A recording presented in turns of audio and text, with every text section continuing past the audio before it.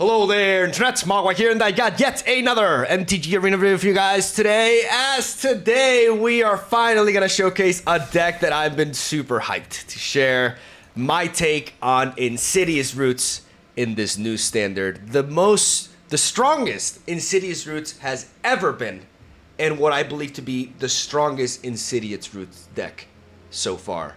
It's a very arrogant thing to say, but to be fair, I'm not facing much competition in that regard. Like, I never run into this in the ladder for some weird-ass reason. I just don't run into people making, or playing this, which is crazy to me because this combo is incredibly strong.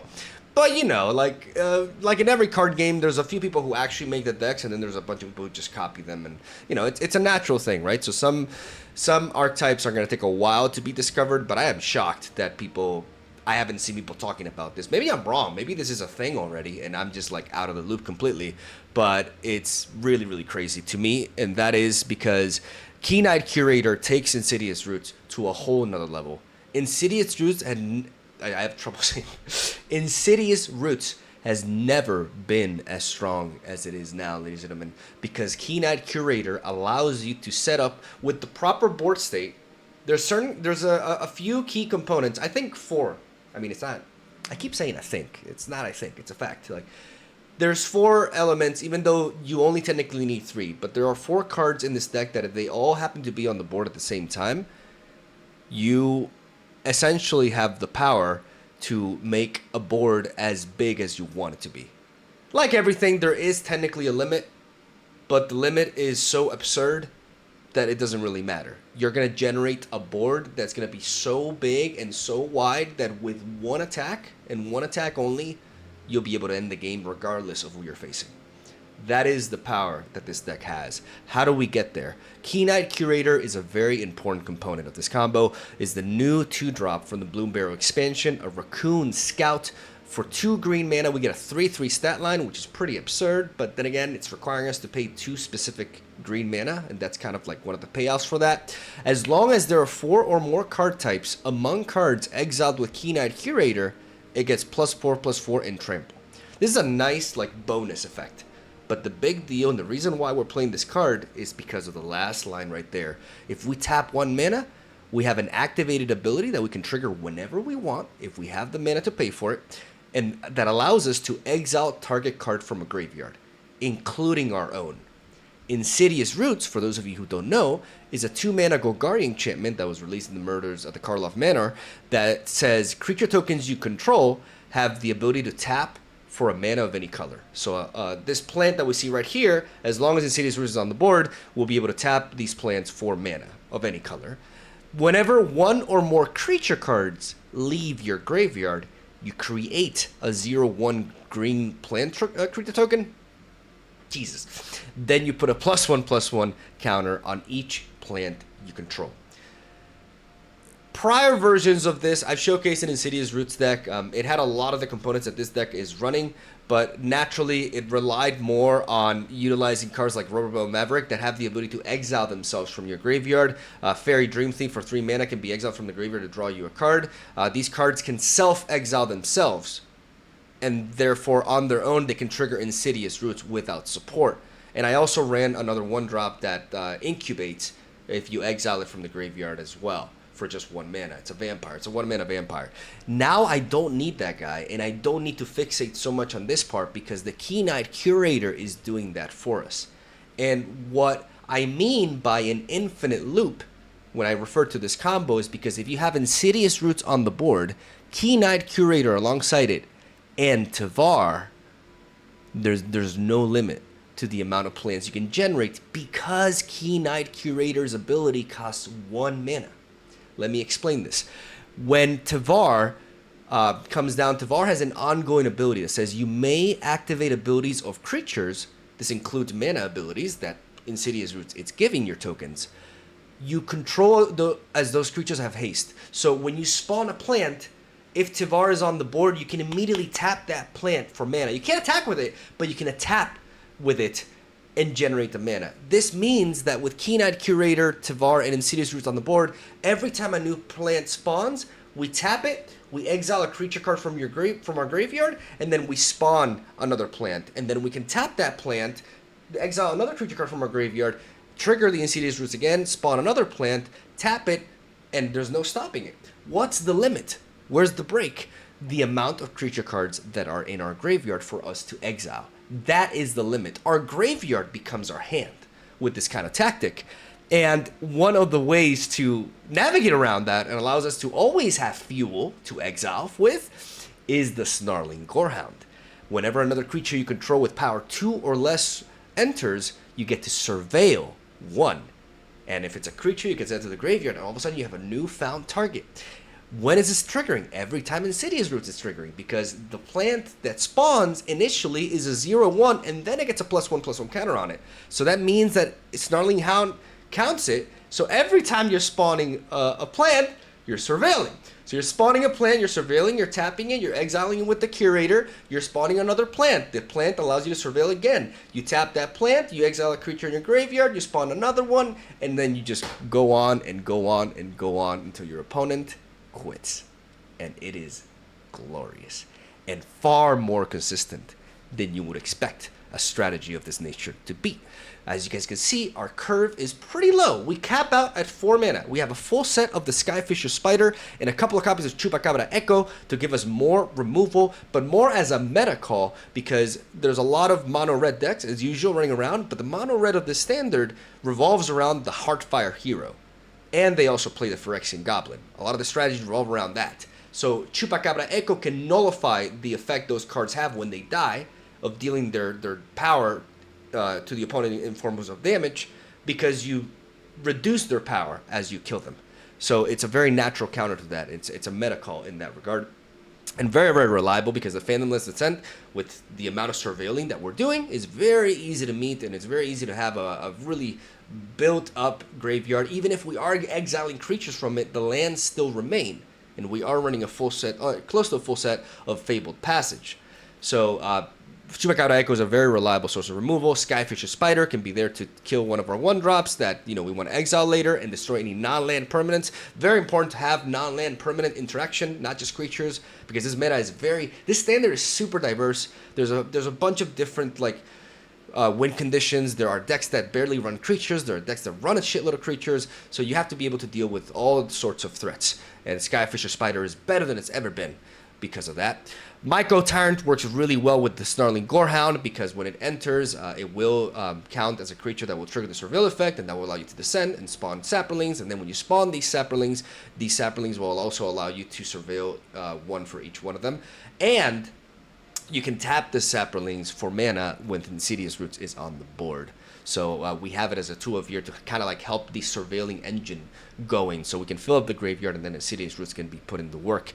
We have Deathcap Marionette as a 4-of, because we're not running removal. We're not running go for the throats or anything like that. So we need creatures, and we need to have creatures so we can trigger the Insidious Roots as much as we can. So Deathcap Marionette gives us a 2-drop that mills us, while also being a fungus that synergizes with Micro Tyrant. But the most important thing is that it has Death Touch, and it allows us to trade into early threats, especially from aggressive decks. And yeah, we may take all the damage from them, but we can have them die and stop continuously attacking us. It's a very, very vital piece in the puzzle because of this. And that, ladies and gentlemen, is the deck list right there. I put a lot of thought into this one, but actually I was able to optimize the deck quicker than I expected, because I already have experience with this archetype, and this was just more of a process of fine-tuning it. But make no mistake, ladies and gentlemen, Keen-Eyed Curator with Insidious Roots is legit. Legit. High tier legit. This is an insane combo, very easy to enable, and a very, underrated monster to bring into Magic the Gathering standard. So I'm gonna stop talking. Thank you guys for watching. Stay tuned for daily Magic the Gathering content. I've been looking at the comments. I've been seeing a lot of you guys mentioning me setting up a Patreon and stuff. I'm actually looking into that. And it's all because of you guys, the kind words, the support, all the comments. I read every single one of them, and what you guys say help me believe that I'm putting out something of worth out there. And I'll obviously to set up a Patreon. I need to get perks, right? It's not just give me your money, I have to give you something in return. So I have to think about how I'm gonna approach that. But I think it's a really neat idea, and I really appreciate you guys helping me out. So hope you guys enjoyed this deck, these games. It's a killer deck, man. It really is. It blew my expectations. Like, just how consistent it is at doing what it does. Obviously, the worst matchup is aggro. Aggro is our biggest weakness. Despite the fact that we have a very low curve, aggro is very powerful right now and very snowbally. There's like early creatures that get really big. That's why Deathcap Marionette is so essential, but it can still be rough. So keep that in mind. But if you manage to stabilize at one point against them, then there's no going back. And that's the worst matchup. You know, mid-range control, oh baby.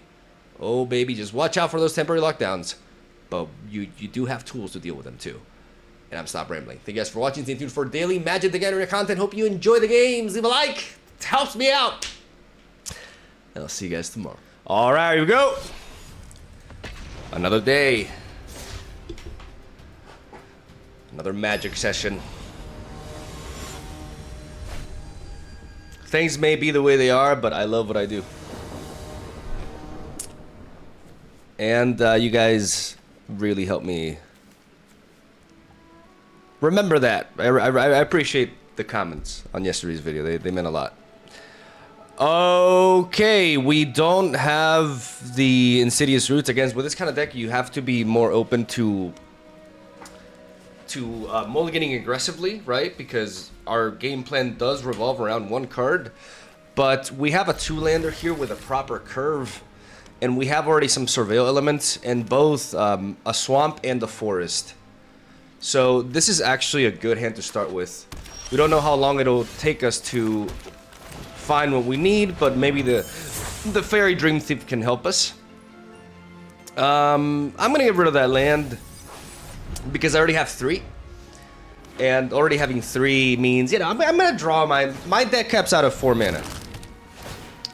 So I'm not as desperate to reach that, and I know it'll just happen naturally, because reasons. I'm gonna go with a Deathcap Marionette. Develop a little bit of, get some milling going. I may hit the Insidious Roots here. I don't, though. Nice.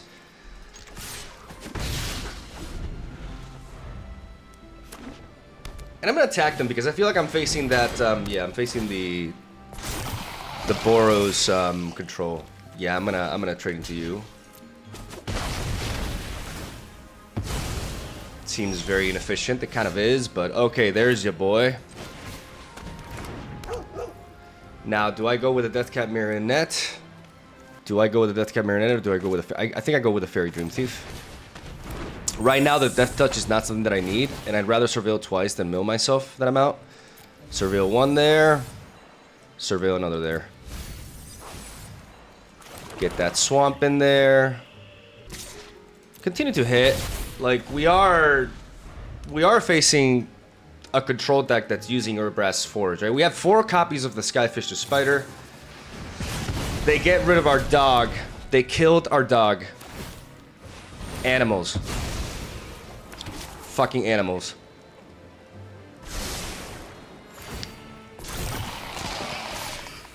We're not gonna block into that just yet. We're gonna keep taking the damage. We need to find our pieces, because that Urbrass Forge is not messing around. The problem is, if we play, there was like a slight disconnection there with my sound, I think.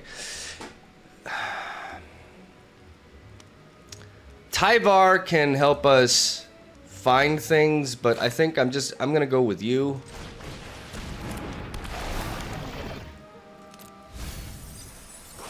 Okay, and then I'm gonna go with you. You see all the milling that we're doing as we continue to apply pressure with our flyers.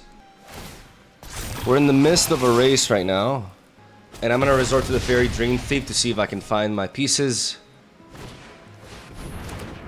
Okay. Well, that's a massive problem. I just cannot seem to find my Insidious Roots, but I do find that. Okay.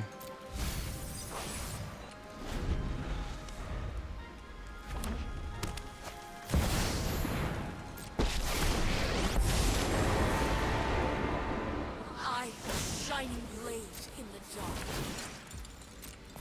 This is our fight to win. Okay.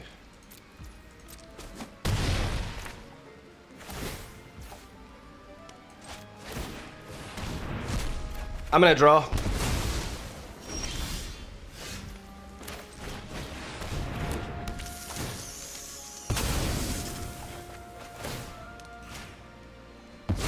And I'm gonna get rid of that threat. Breathe a little bit. Now we have an Archangel Elspeth to deal with. Ready arms!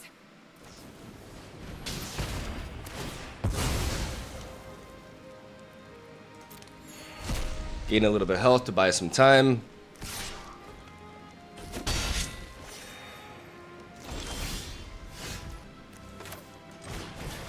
Keen-Eyed Curator is the play here. Because I'm worried about the -6 from Elspeth, and I can counter that with this. Provides me with graveyard interaction that I desperately need in this particular moment.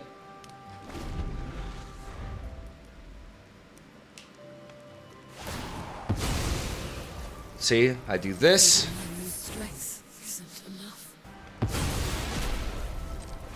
And I do this.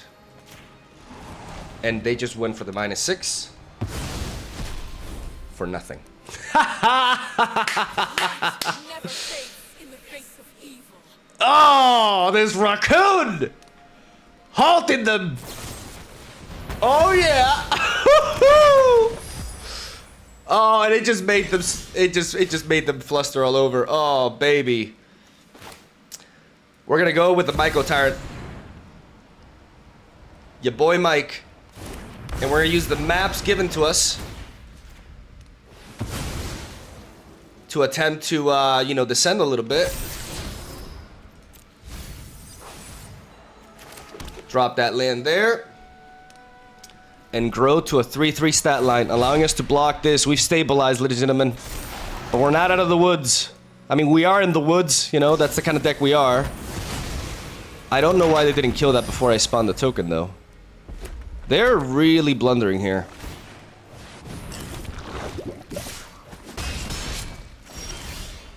Finally!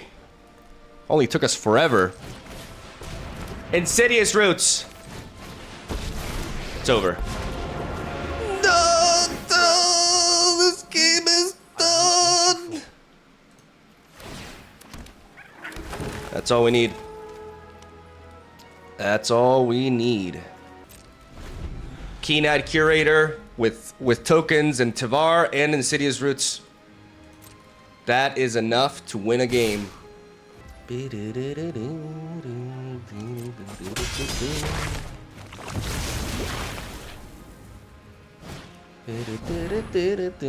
it is. We're not gonna exile stuff from our graveyard when they're just gonna wipe everything out, so we just do things again. You know what I'm saying? We tap you. Actually cancel. We do this.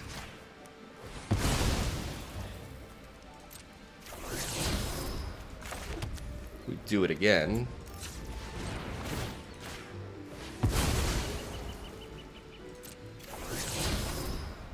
Okay. And now what we're gonna do is we're gonna exile one of the creatures here. Then we're gonna tap this for mana, and we're gonna do it again. Then we're going to untap you. Take my hand.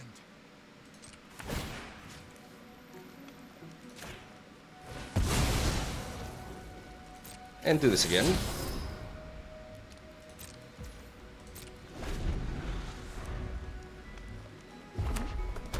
Oh, you top deck a land. Oh, man. I was about to do that 3 times in a row, but the maps you gave me were super helpful. Thank you, bro. Please swing. Now we go crazy, ladies and gentlemen. Now I'm going to showcase the power. No. No! No, I clicked on... Oh, my God. I was about to flood the board and end this game here. Well, shit. Okay. Okay, I misclicked. Oh, my God. That was embarrassing. Let's do this. Let's exile you. Now with Snarling Gorehound, we just basically have, like, we have the last component of the engine. Basically, now we can generate a board as big as we want it to be. That's the TLDR of this. because we'll be surveilling every time a land spawns with Snarling Gorehound. We'll be continuously feeding our graveyard this way. I believe in you, friend. And I'm going to swing with these because I may be able to kill them here. Let's find out. Okay, so first of all, let's exile an instant. Let's exile a sorcery.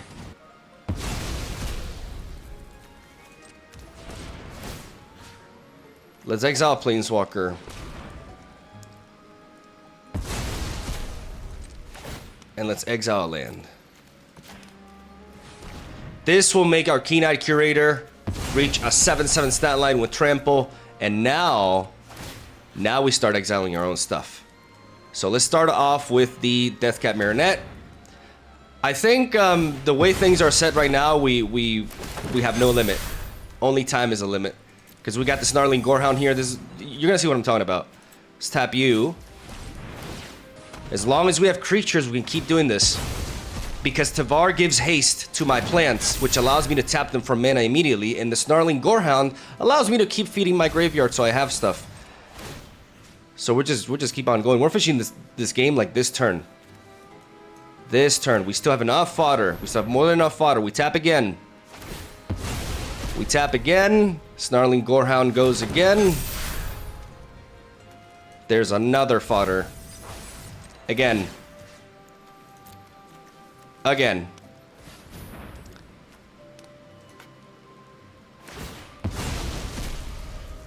Another plant spawns. We surveil again. We have 3 damage here. 13 damage here. We still got a long way to go. They know it. They know it. It's endless. It's legitimately endless. Oh, there we go. We got a number, actually. Yeah, I've been climbing like crazy testing this deck.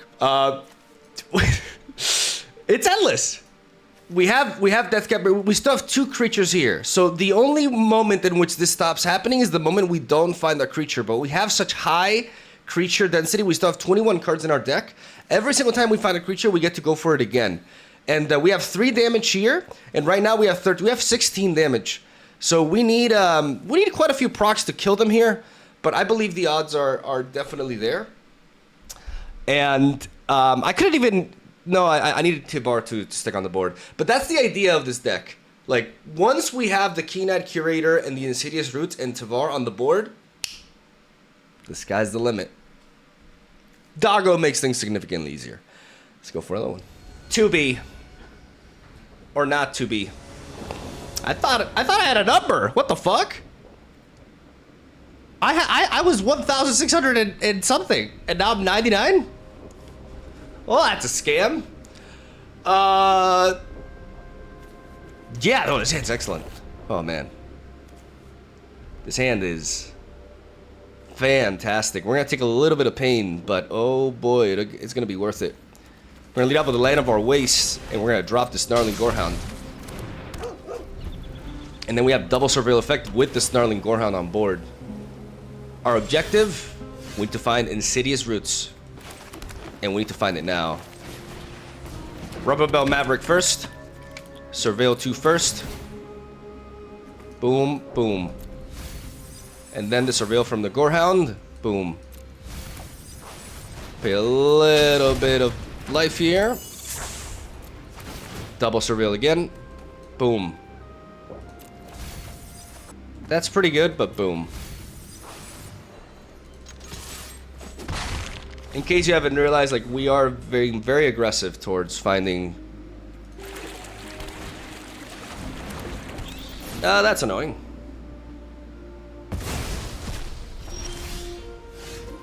But then again, you know, it's all good, man. It's all good.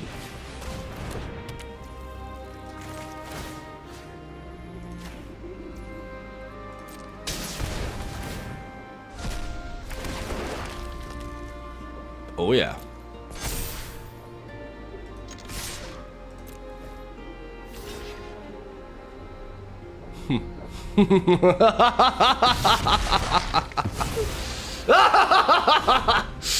We got him. Oh. Well, perhaps I deserved that for the evil laugh.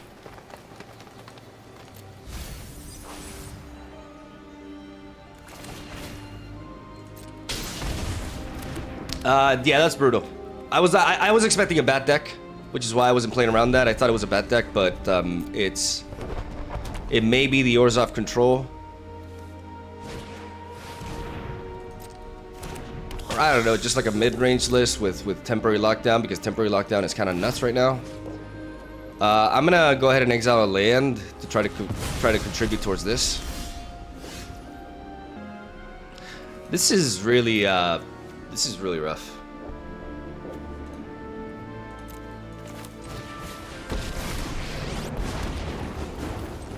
Today we carve our deeds into rally, my friend.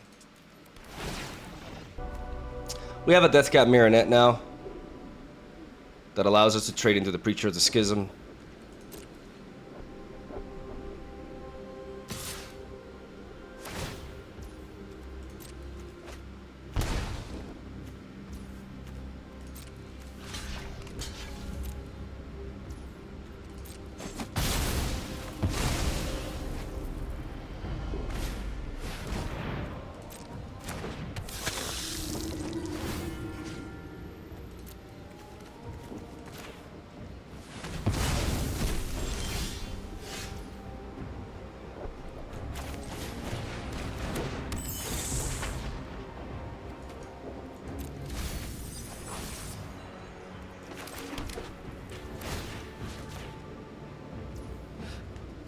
Take my hand.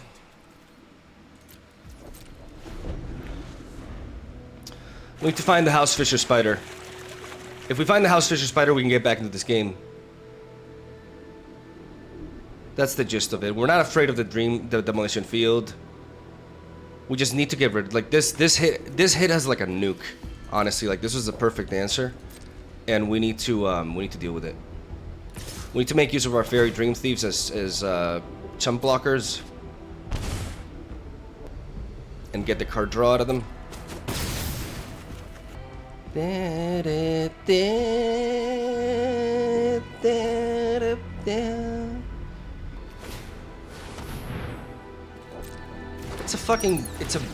You're playing a bat deck with temporary lockdown? Like, I just I don't understand that.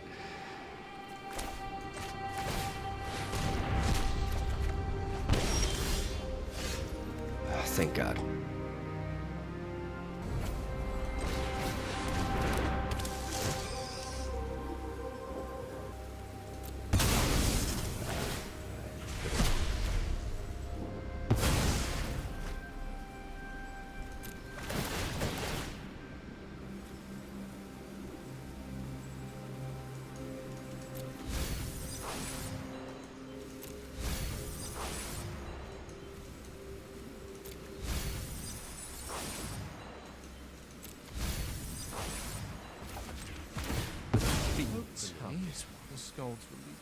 Share in my glory.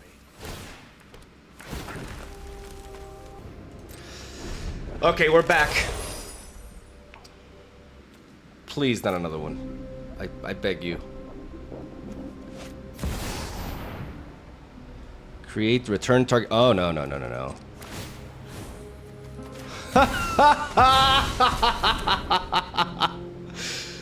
Denied!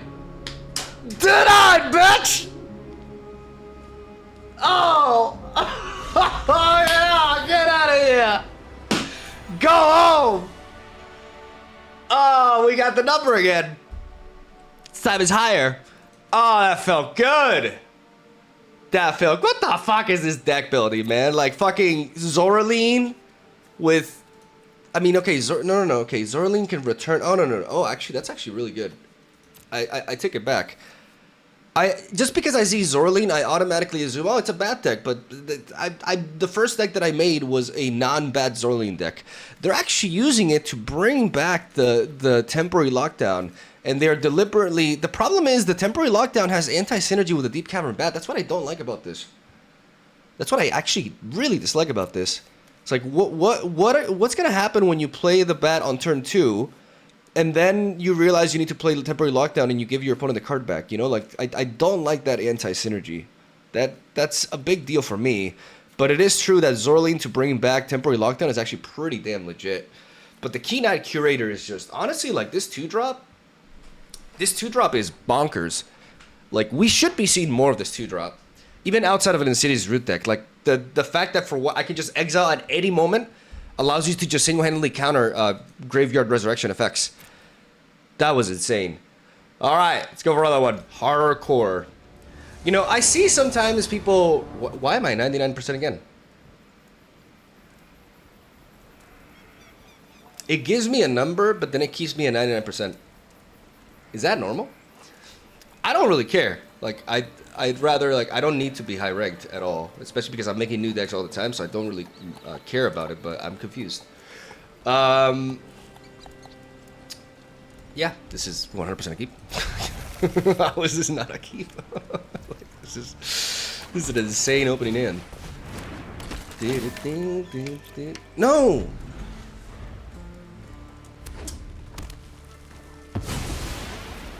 I clicked on that too fast.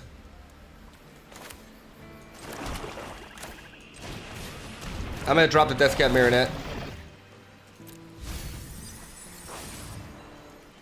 I would have been able to draw Tivar.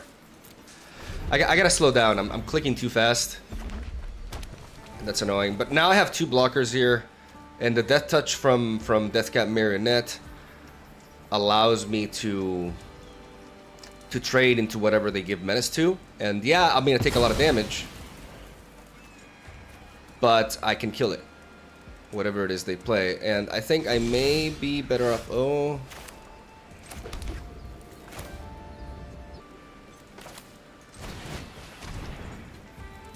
I'm gonna develop the board here.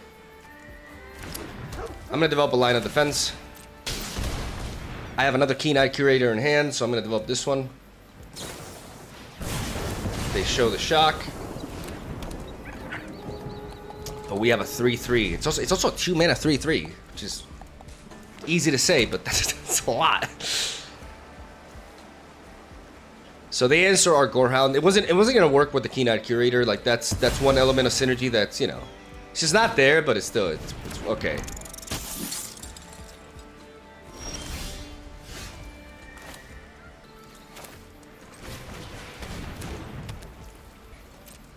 We're gonna play the Insidious Roots. This is why I play Deathcat Marionette as a 4 of.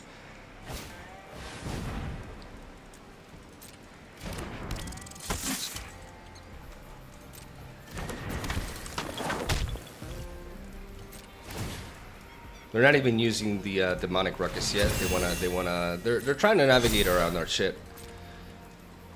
But them not using the ruckus makes this block extremely easy for us.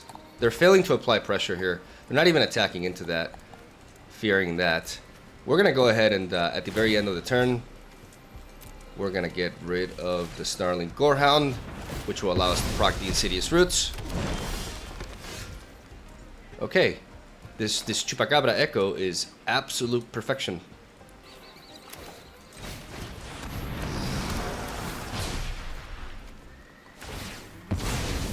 Allowing us to cleanly deal with that and keep everything in the back. The only problem here is I don't have ways to block into the flyer, but to be fair, like, they're running out of gas. And the Manifold Mouse cannot target the Slick Shot Show Off here. But that's why we play Chupacabra alongside that. Like, it's more of like a meta call. Exactly because of this thing. Because a lot of the red decks like running Heartfire Hero and the Goblin as well. The Phyrexian Goblin. They both function the same. And Chupacabra Echo gives them -X, so it allows me to cleanly deal with them. Okay, the Slick Shot Show Off is coming. It's a big hit.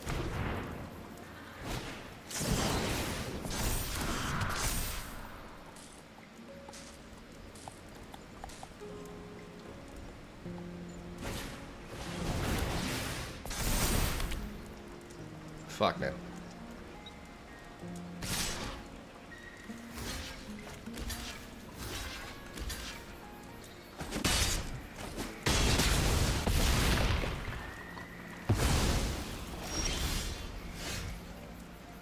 If they top deck a spell, we're dead.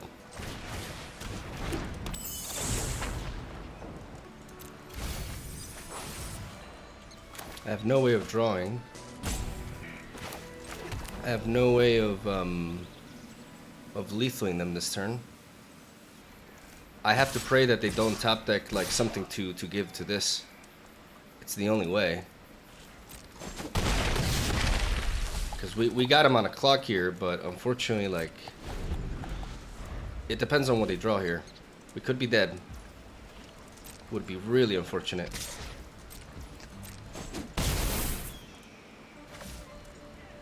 A shock? Okay.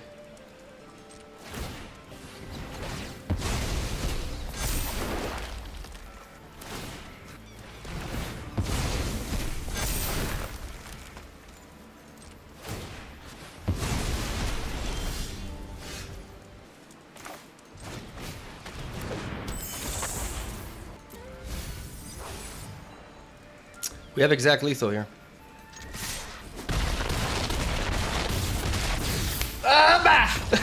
Let's go! Let's go! Oh, I thought I was dead. Maybe I should have approached things differently, but I think dealing with the mouse was important. But honestly, like, they navigated that really well. Like, they did what they had to do to win. Preserving that slick shot show off in the back. Like, I just could not find my Skyfish or Spider, which allows me to deal with this thing easily. But then again, at this point, killing this thing, you know, they're going to draw 3 cards. You know, once we've taken that kind of hit, it's just not ending well for us. I mean, well, the second hit, because we were at 6 health, and we would have been able to deal with it that turn. But Chupacabra Echo, really, really important here. If it wasn't for that, we would be dead with the mouse. Oh, man, that was a tight game. Another one. Kira. Look, we finally have a number. We did it. I'll keep. We see red, but in a sunken citadel. I'm gonna drop this, the Restless Cottage. I have no turn 1 play, and then we can follow it over the Blooming Marsh into potentially the Keen-Eyed Curator, or the Deathcap Marionette. I'd like to be able to Deathcap Marionette after, right? And I'm not under pressure, so I'm gonna drop the Curator, especially because I have Tivar, so that allows us, even though this is technically a win condition, it allows us to, like, we can play Tivar and resurrect it if it gets removed, right? They may have a shock, but they can't kill with Keen-Eyed Curator because he's just so thick. There's the Lightning Helix. And what we're gonna do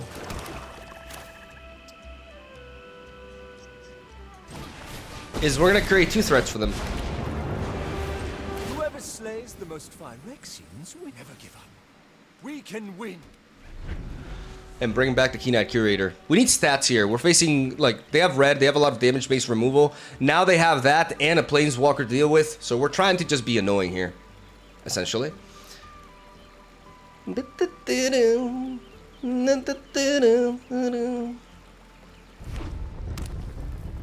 As we mill and we don't hit the Insidious Roots, which is always a nice thing. There. I love seeing that. I love seeing a card being thrown at Tivar once I already got the value out of him. Okay, so it's that deck. That's like the deck right now. Another Tivar, what can that do for us?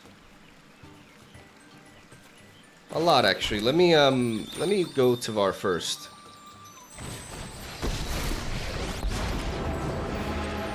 Let's make it a fight to remember. Your story's not finished yet. Bring you back. Start trying to apply some pressure. Keep that Fable Passage in there. The reason I want to bop it after I go for that, because that way I thin my deck out of lands after I go for the milling effect. Since I already had a target in the graveyard to go for, I would have been okay with just milling all lands there, for example. Which is why I don't, you know, you gotta keep statistics and probabilities in mind, right? Even though sometimes that just doesn't matter shit because RNG is RNG. But you can play to certain odds and know when it's proper to sack the Fabled Passage. Archangel comes in, they're gonna go for the +1, and they're gonna trigger the Caretaker, drawing them a card. We got some permanents to deal to take care of, so Hellvicious Spider would be amazing here. I'm gonna drop you for a Forest. which I need here. And then at the very end of the turn, I'm gonna start working for the Keen Eyed Curator's thing, and I'm gonna get rid of that. That's a threat. And now we're gonna quite simply, we're gonna make the biggest Myco Tyrant you ever seen. Keep that Archangel Espeth. Stand down. Then go for the Deathcat Marionette. Mill first. We don't hit the Insidious Roots, which is amazing. Mill this. Myco Tyrant, baby. Boom.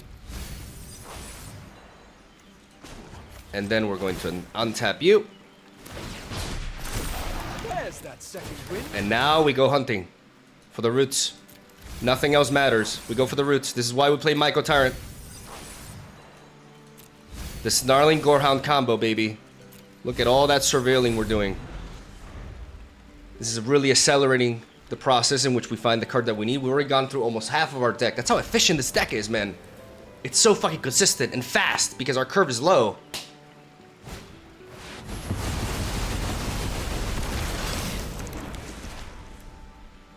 That was bound to happen.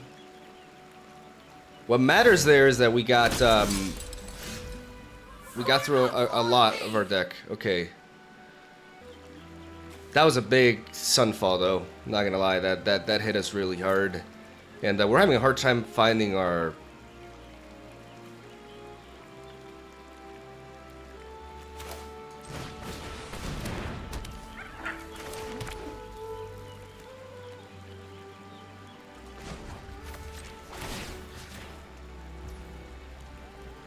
You've got this.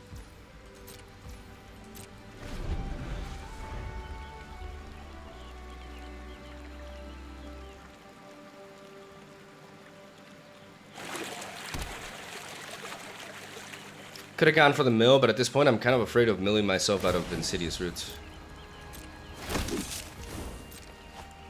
You shine bright, hero. We may be in a situation where this game slipped out from us, like, because we just struggled to find the card. Like, sometimes it's gonna happen. And this is the card that I really dislike the most in Standard. It's so stupid. It's just stupid board wipe. But I mean, it's fair. It's 5 mana, right? Bargain.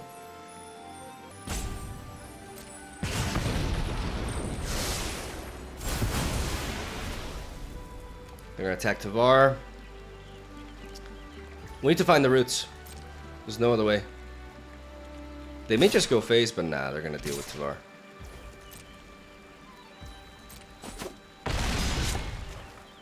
What a grand fight!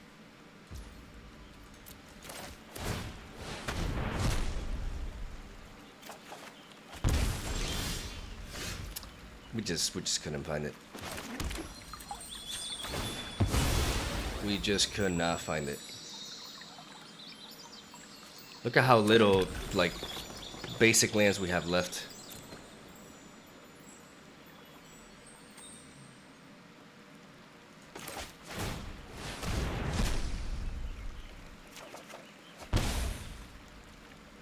There it is.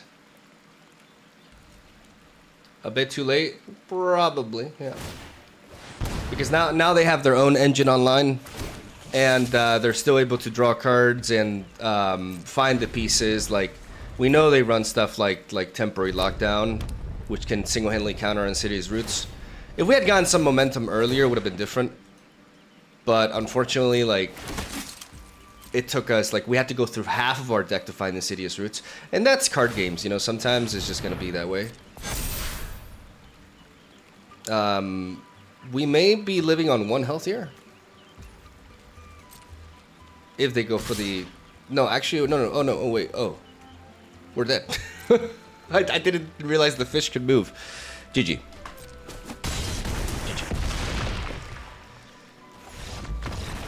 If I'd gotten this, like, a bit earlier, Could have been different. Back to 99. I cry every time. But we're gonna end it on a high note, ladies and gentlemen. And we got pieces. We don't have the Insidious Roots, but we have Snarling Gorehound. Into Rubber Belt Maverick.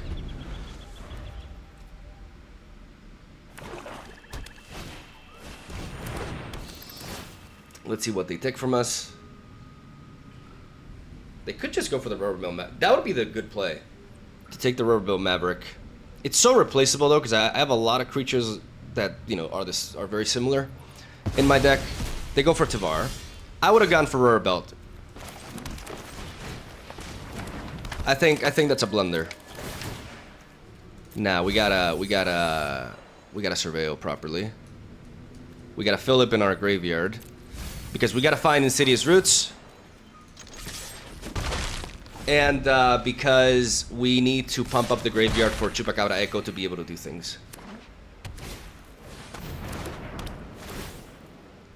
Now we're gonna keep the Skyfisher Spider, unfortunately, like we cannot discard into that.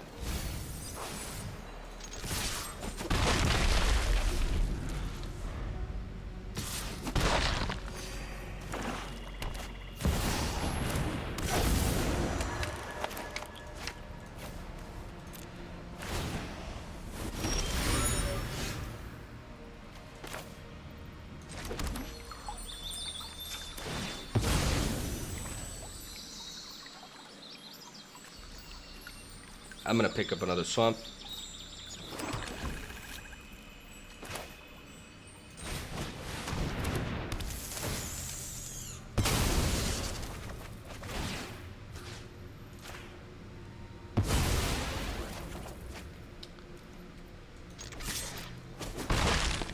And I'm gonna try to get Tavar back.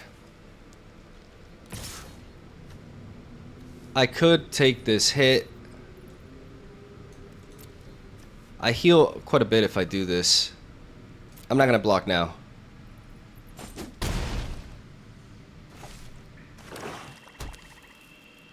This Skyfisher Spider can go a long way. Like, if I find Insidious Roots, basically.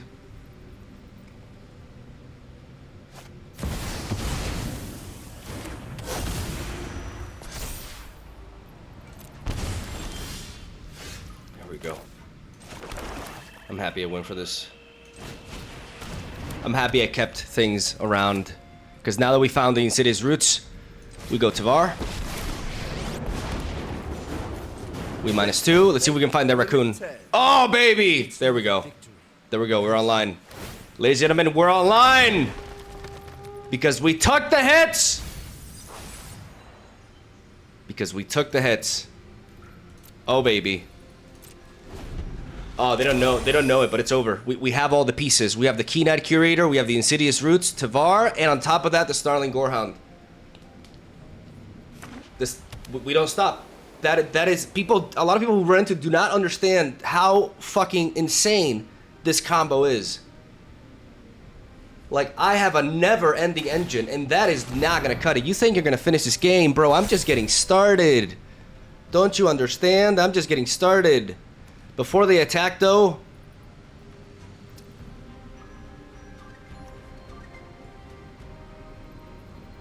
once they attack, I have to sacrifice stuff, so I'm gonna do this now.